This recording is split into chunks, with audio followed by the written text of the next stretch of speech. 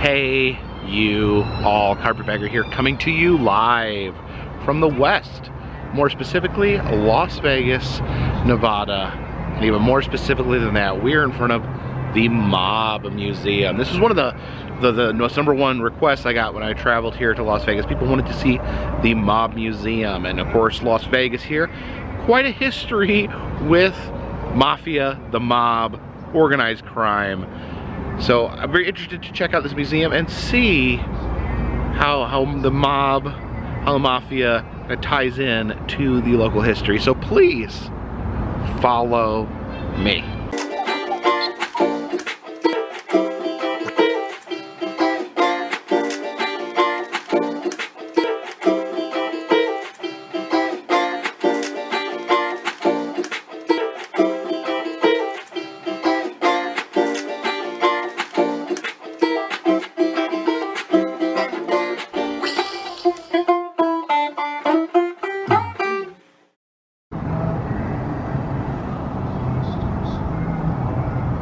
The Mob Museum is actually housed in the old Las Vegas post office. You can actually see that they still have some of their P.O. boxes. Still have a wall of movie mobsters here. There's Nucky Thompson from Boardwalk Empire. I loved that show. There's Don Corleone and Sonny Corleone from the Godfather series. Oh, and who could forget Tony Soprano, another amazing television show. Mobsters make good TV, good movies. Here's some artifacts from Pablo Escobar, including a giant bag of cocaine. No, just kidding. No, it's not real cocaine. Don't try to snort it. Here's the members only jacket worn by the DEA agent who was undercover investigating Pablo Escobar. Talks about El Chapo's escape from prison and shows how it was done. You can see the prison there. They burrowed. Oh my gosh, this is much more of a complex operation than the Shawshank Redemption. So yeah, I was able to burrow a giant tunnel through stone. Now this is simply amazing right here. This is a screen-used hazmat suit from the show Breaking Bad. This was actually worn by Bryan Cranston, who played Walter White.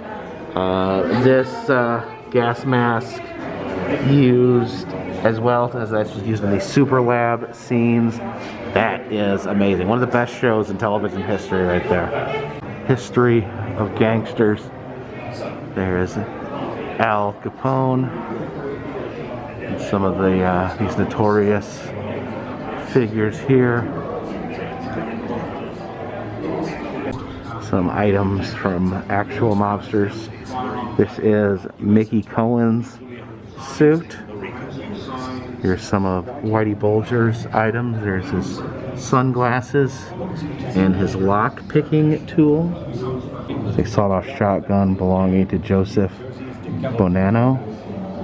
An exhibit here on listening in to the mob and spying on their criminal activities.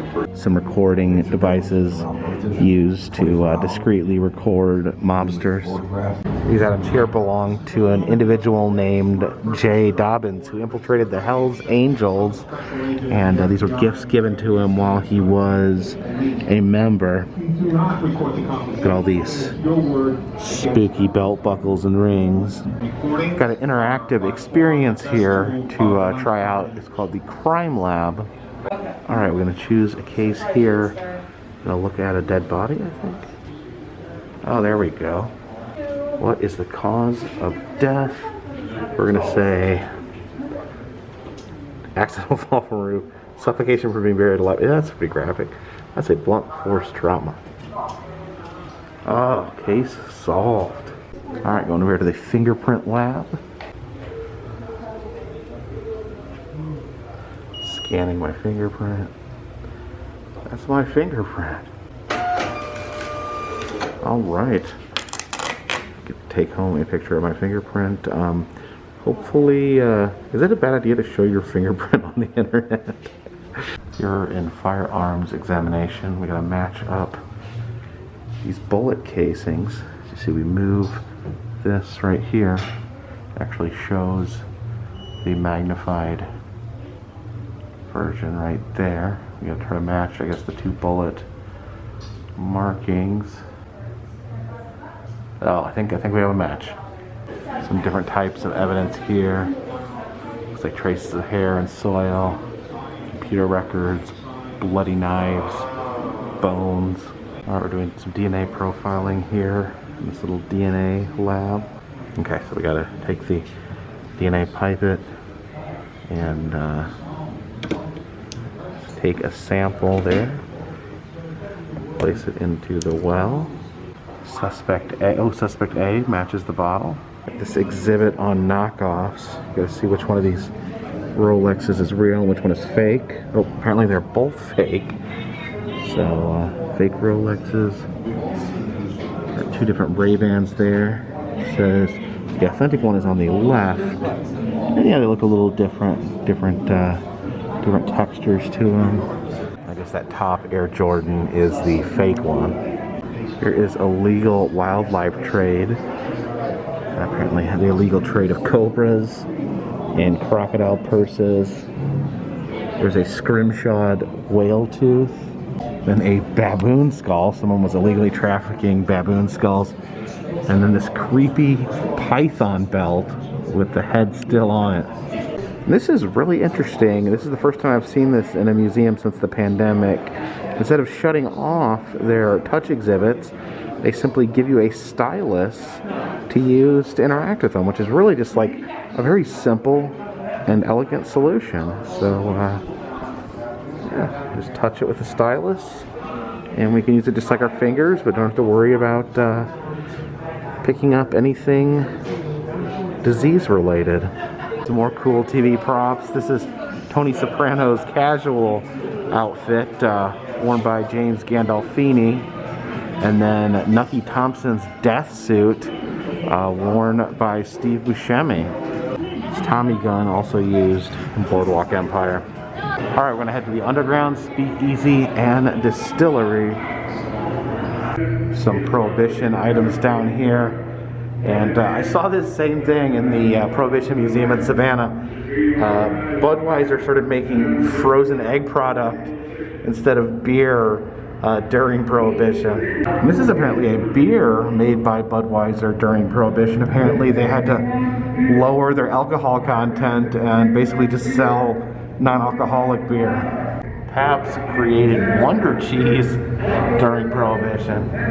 Some official Carrie Nation hatchets. She was, of course, a woman who went around smashing bars with a hatchet to promote Prohibition. Up there we got a cane that has a flask in it. I don't know how much alcohol that would actually contain, but you hide it in your cane there. Back in the day when professional athletes would endorse cigarettes. Apparently, Babe Ruth chose this brand of cigarettes while blindfolded. This phone booth stood outside the Four Deuces Saloon, which was actually where Al Capone got his start in crime. This is showing the Lizzie D, which is a tugboat that sank outside of New York in 1922. And apparently in the 70s, when they were searching the shipwreck, they found that it was actually containing illegal liquor that it was transporting. Some illegal liquor bottles that were pulled from the Lizzie D. The bar here in the basement of the Mob Museum. Some Prohibition era clothing there. Look at this case here with the hidden flask of liquor in the bottom. Man, people were not going to stop drinking. All right, actually gonna take a distillery tour. Looks like they got some sort of whiskey still right there. Thank you. I don't normally drink, but when in Rome, we do taste moonshine. So there we go. Let's ooh, Oof.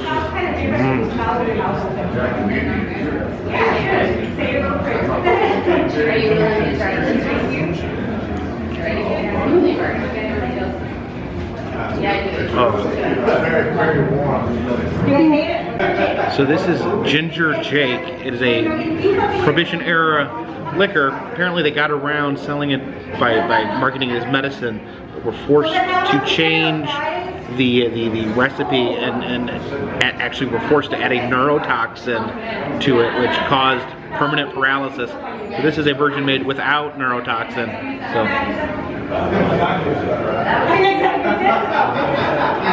actually not bad, really. That strong ginger taste, but kind of tasty actually.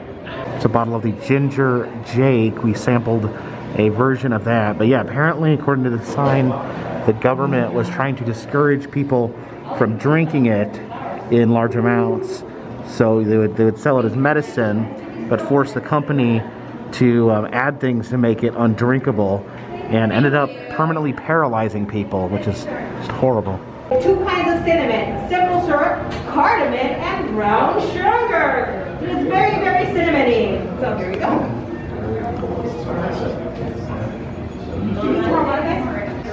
So this is a cinnamon-infused whiskey known as Sin City.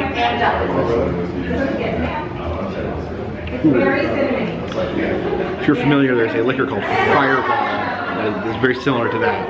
Alright, here we have the birth of the mob. You are under suspicion. Look at this. This is the original Las Vegas Strip. Wow, it's got a little bigger. It's kind of the beginnings of Las Vegas.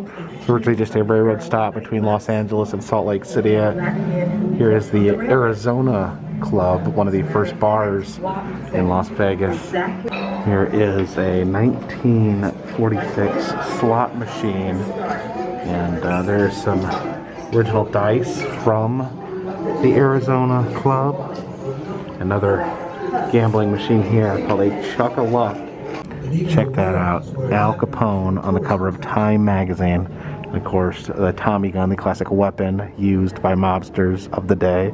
Now this is truly amazing. The St. Valentine's Day Massacre wall. This was the wall where Al Capone had all his enemies lined up and gunned down. Apparently the building itself was torn down, 1960s in Chicago, but the wall was preserved. You can actually look and see where bullets hit, where blood was spattered. I don't know if that's the actual blood that came out of the head of gangsters, but you can definitely see the bullet holes right there. Yeah, just amazing to think 7 people were lined up and murdered right there on that wall. This is also amazing here. We have the actual bullets removed from the bodies of all 7 victims of the St. Valentine's Day Massacre. Fighting Back. It's a classic comic book detective Dick Tracy. It says, "Cops become cool." You can see these toys directed to children based on crime-fighting police officers. That little Tommy gun. Lots of little guns for kids can pretend like they're shooting robbers. It's a G-Man pursuit car. Here's the police guns that were used. The police used Tommy guns as well. Here's a revolver, once owned by Al Capone. And these monsters committed all sorts of heinous crimes, from murder to tax dodging. Here's a replica of the Sing Sing electric chair.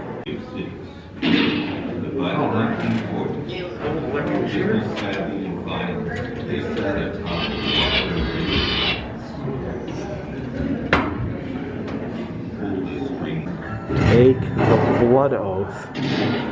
Oh. You know why you're here, right? Yeah, I know. Take the blood oath to become a main member of the mafia. Yeah.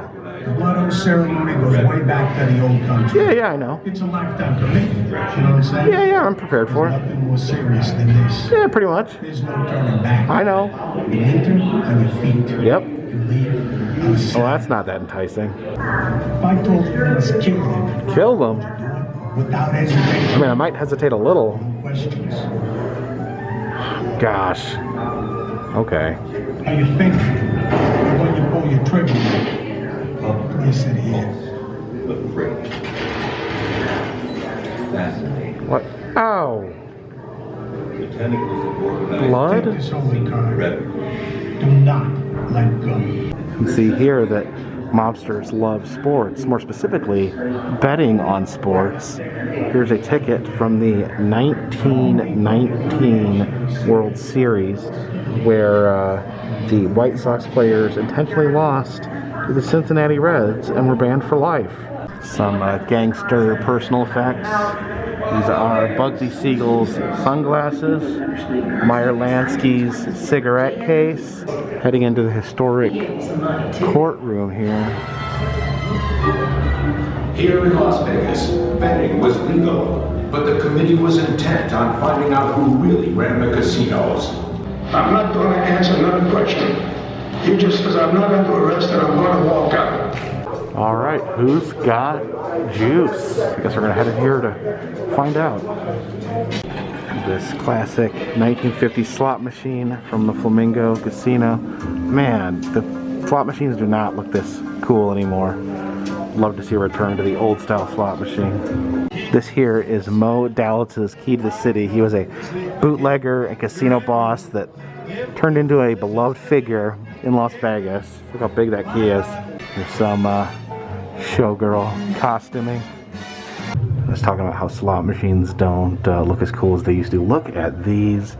These are simply gorgeous. Oh, look at this. You have the one-armed bandit. Literally a bandit missing one arm.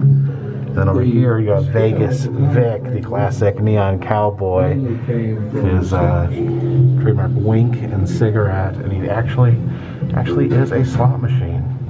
Look at all these items used to cheat at gambling. These are called monkey paws.